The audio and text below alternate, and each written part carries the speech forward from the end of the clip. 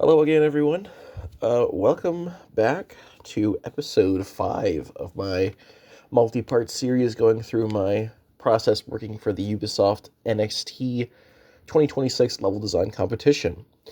Um, so, first of all, I'd like to apologize for how I'm sounding today. I'm recovering from a bit of a cold at the moment, so if anyone's watching this in the future, as part of the playlist I have, then I apologize for the fact I sound a little bit different today, but uh, we have some really good news. So if you didn't know before, for level design specifically, it's broken down into stages for Ubisoft. The first stage was my level layout, which I went over in my previous video. After working on that, I submitted it, and then I had to diligently wait until I found out if I was going to be part of the lucky top 10 moving on to the next stage of the Ubisoft Challenge. And, what do you know? I'm in the top 10. It's very exciting. Personally, I didn't expect to be in the top 10 because I was worried I would have a bunch of, mistakes in my report, or it was too convoluted for them, for the people to understand. Apparently there's a Ubisoft council that looks over this stuff, so this is really good to know. It also means I can keep making these videos and not have it be, more improvisational, because now I actually have a guideline to follow and have the assets given to me to actually keep moving forward with this assignment. So let's get into it. Let's start with the email that I received from Ubisoft. So from as a quick synopsis breaking this down, I'm not entirely upset with sharing this with people, but Ubisoft will give you a participant ID. Mine is LD15, and then they will send you another package, which, as I suspected previously, they send you an Unreal Engine file containing all of the blueprints and assets necessary to create your gray box, which is good because I think my rather amateur blueprinting skills might seem a bit off-putting to Ubisoft. Anyway, and then they also provide you with some feedback for your level. They provided some overall feedback for everybody, most of them being how to use your AI implementation properly, like thinking about where the enemy placement is, and thinking about the gameplay and considering interesting twists to make your level more interesting. For me specifically, they outlined that they really liked the concept, and they liked the fact that I put the elevator in. That was my main hook, and I'm glad that they caught on to that and they were interested in that. They liked the side objectives added. So like the unlocking of the elevator by finding the chef and stuff like that. Multiple entry points and varied strategies. That was another thing I really wanted to explore with my level, with right from the beginning, where you go from the sandbar and you can pick either to go onto the main deck or the lower deck. So for my critiques, the walkthrough section was difficult to follow. I understand that completely. I think my skills as a person describing how to play a level is a little weak at the moment. My main challenge being that the level was so open that that going through every step one part, it's not linear. It's really open. You have a certain amount of tasks you have to hit as you go along throughout the level, and the order in which you hit them varies depending on each playthrough. So it was a bit hard to describe it linearly, but overall, I think they understood the concept. Translating the map into a 3D space may prevent issues with scale and scope, considering simplifying a different direction or refining spatial relationships and ease of implementation. That is a big one for me. That going on to the next stage of this with the blockout. We're going to talk about that in a second, because in the package it outlines stuff like that. Guiding the player through the space will be a significant challenge. More visual or environmental cues can help direct player flow and reduce confusion. Yep. So having it be so open is it's just not a good thing. Well, I'm not saying necessarily it's a bad thing, but as I talked with my professor about creating good environmental cues to help direct player flow and stuff. He suggested having like a mini map or a guide in your ear telling you directly where to go, which personally I don't agree with, because I think part of my level's gameplay is the fact that you are on a timer and you have to do it in a certain amount of time, and getting lost causes you to it's a part of the challenge of the level, and understanding the layout as you play it is really important. But that's enough of the email for now. This is just for people who want to see in the future, like what the email is like. I'm sure it's different every year, but anyway, by clicking here, you get your little design package, and it has everything in here. So it comes with 3 PDF files, and also the file containing the Unreal Engine project. So going to this one here, the playable blockout. Now, Ubisoft, I've been saying nothing but nice things about you, but I do have one complaint, and that's I think you may have reused this from last year, and there are a couple errors. For example, you state in the playable blockouts section, it might not be in this page here. Yes, he's right here. That the deadline is December 8th, and also December 8th again for the final, which I know is 100% not true. But anyway, so essentially this talks about what I'm going to need to do for my next stage, which, as I suspected, was to make a 3D playable gray box blockout. And then from that, there's a due date of December 8th, where I have to essentially do my check-in, and they will determine if I'm among the 5 people going on to phase 3, which is up until the final submission, which is then the top 3 and the number 1 person. So essentially, if I keep up my work and show that I'm actually doing my job, then I'll hopefully move on to be able to go to the next stage pretty easily. Excuse me. So it's all about like making sure to have like the work done. Interestingly, they specified that they really want to use my entry ID number instead of my actual name, which is weird.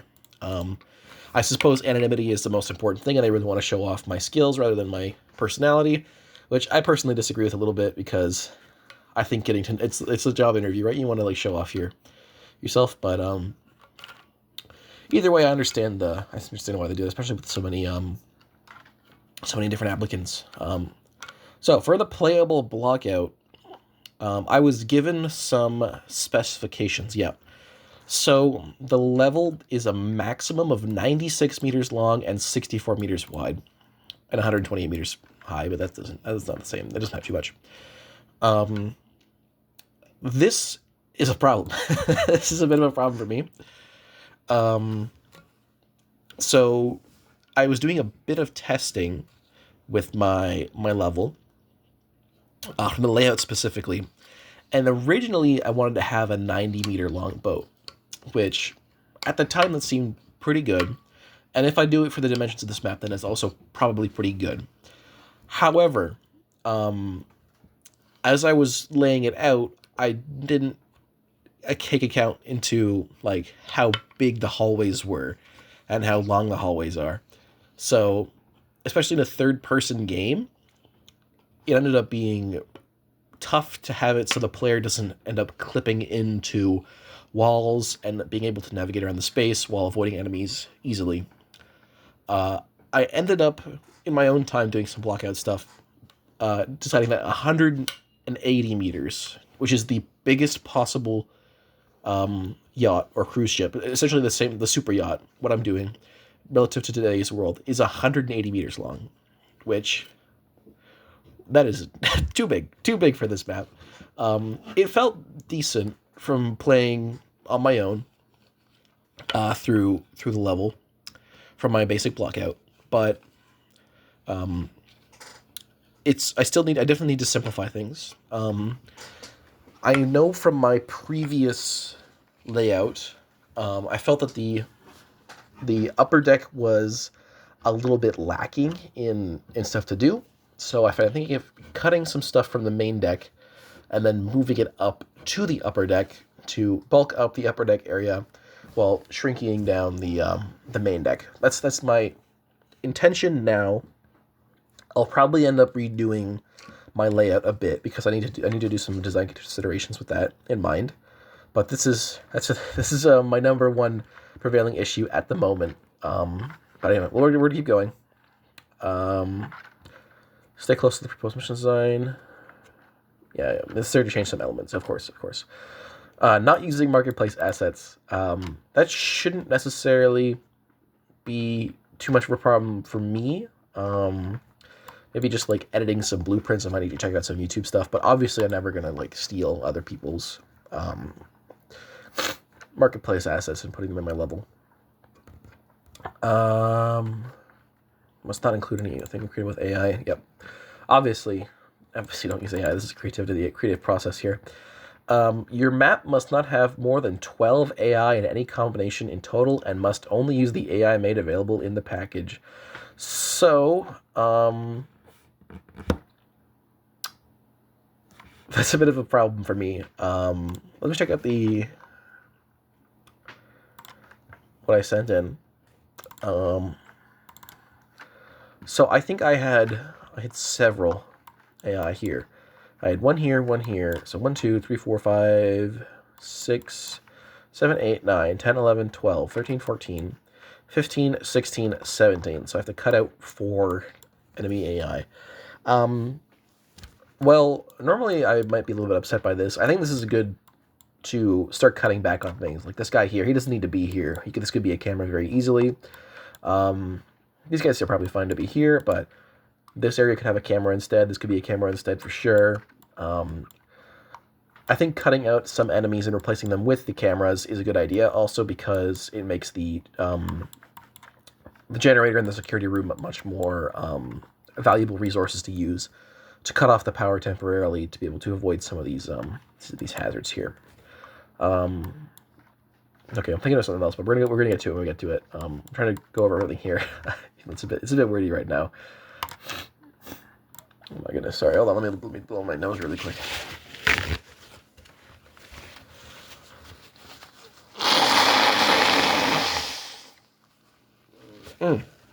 Excuse me.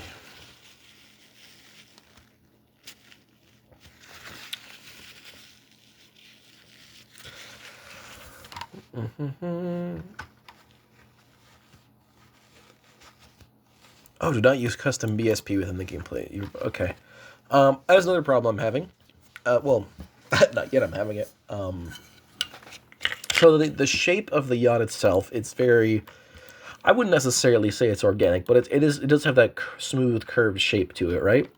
I'm only able to use the custom... I'm only allowed to use the blockout tools that were handed out to me by Ubisoft, which means that I can't use anything I create myself, which is what I've been doing for my previous classes. Getting that like curved shape of the yacht's like bow here, it's gonna be tough to do with the such geometric shapes, but I think it's doable. It certainly is a bit more doable than my original thing with the massive boat, but we'll get there when we get there. All right. Must not be scaled, but can be tiled. Okay.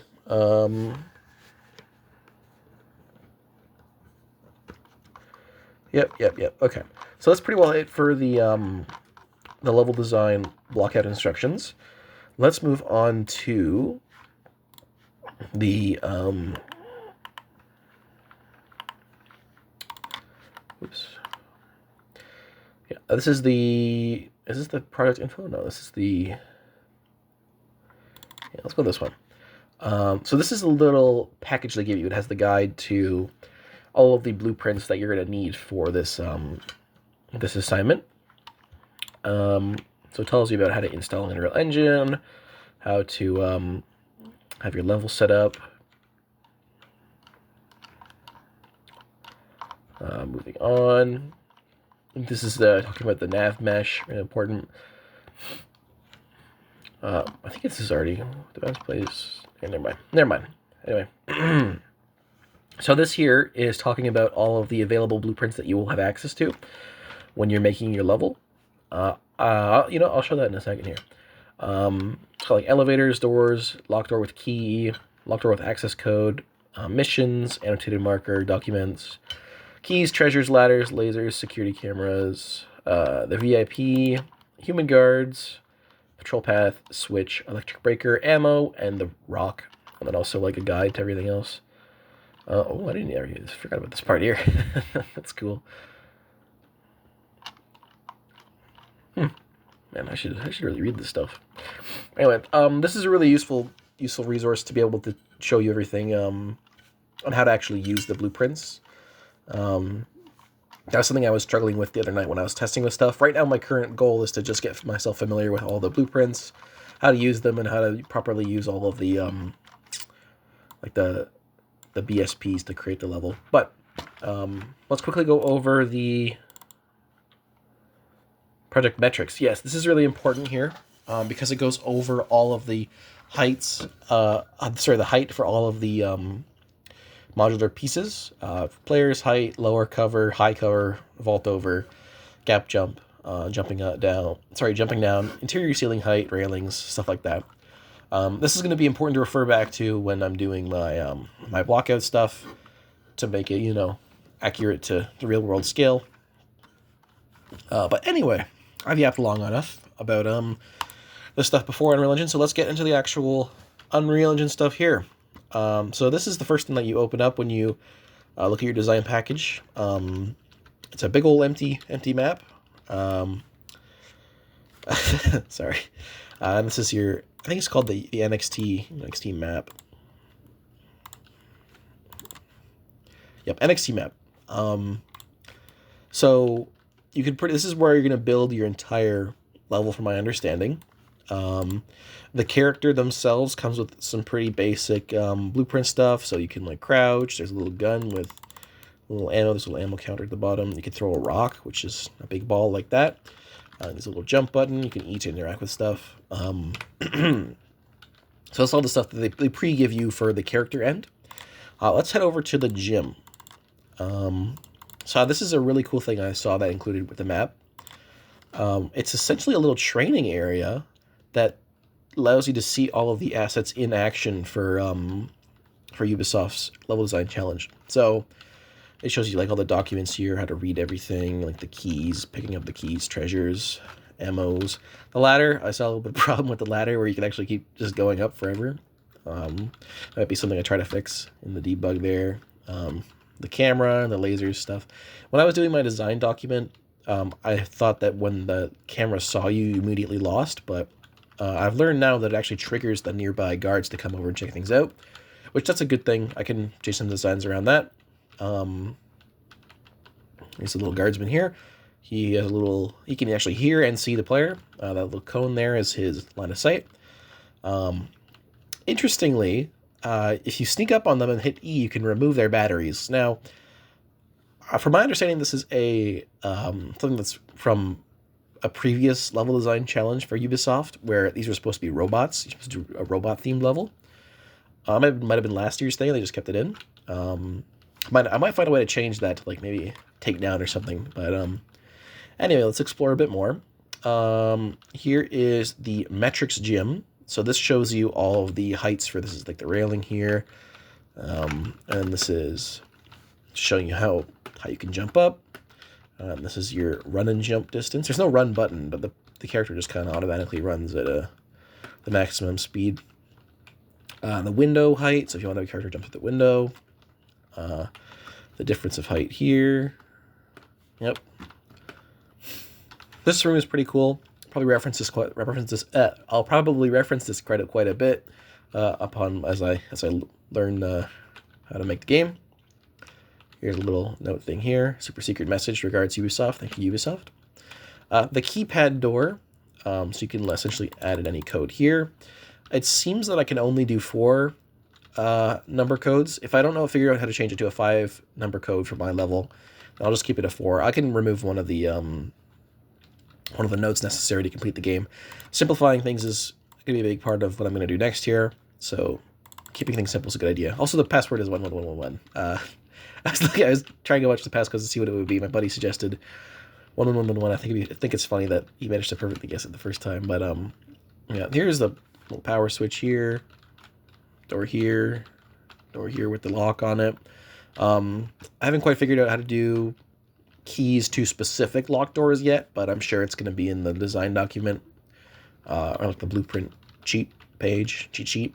The elevator. Okay, this is an important thing for my level because my whole design thing was about the food elevator. Now this is quite large. It's like scaled to an actual elevator for an actual person. But my elevator needs to be a food elevator, which is significantly smaller and can only really be used if you're crouching in it, right? I haven't quite figured out how to scale it just yet, but but I'm on the way. It's just another part of the design challenge for me as I work through things. Over here is like a little area showing off all of the modular pieces you have access to. For it seems to me that the highest walls you can get are 5 meters tall. I don't know if they want them to remain 5 meters tall, or I'm allowed to like use 2 3 meter tall rails to make it the walls instead, or something like that, or maybe like hide some of the walls underground so that it's a bit shorter. Or not 100% sure. We're gonna figure it out though. I think these are 5 meters here. They feel a bit tall to me, but I don't really know for sure.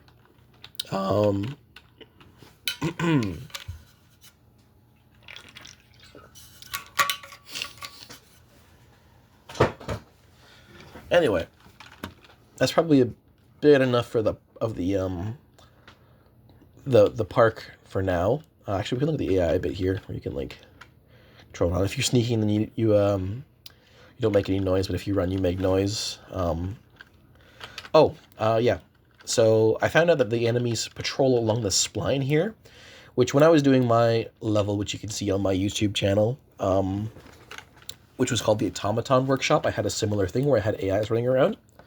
I never figured out how to make this little spline thing here, so getting the opportunity to use these is going to be make things ideally much easier. But anyway, talking about what I'm planning to do for the next few weeks, I want to familiarize myself with the blueprints available here, and I want to start making the blockout. The next stage of this is Ubisoft coming by and checking out how I'm doing so far.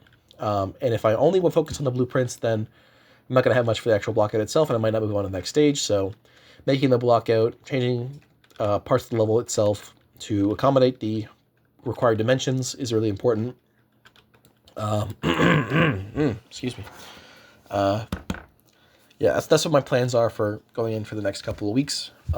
In the event I'm not selected for the next stage, I'm going to still keep doing these videos because I do want to familiarize myself with these blueprints, and maybe I'll use them from other projects as well because they are really good as simple blueprints for any kind of game, really. Like, the stealth stuff is pretty cool. Having my own personal experience making stealth game blueprints, I understand that it's kind of a tough thing to do when you have no experience with this sort of stuff. So it's good to have these assets available to me. But anyway, thank you again for checking in. Ideally, in the next week or two, I'll have another video where I'll have some more progress on my actual blockhead itself. I'll probably do another layout and work on cutting things, which it's going to hurt, but if you make things simpler, it's obviously going to make everything a bit more tight with better pacing and overall make a better level in the end anyway. So thanks again for watching. See ya.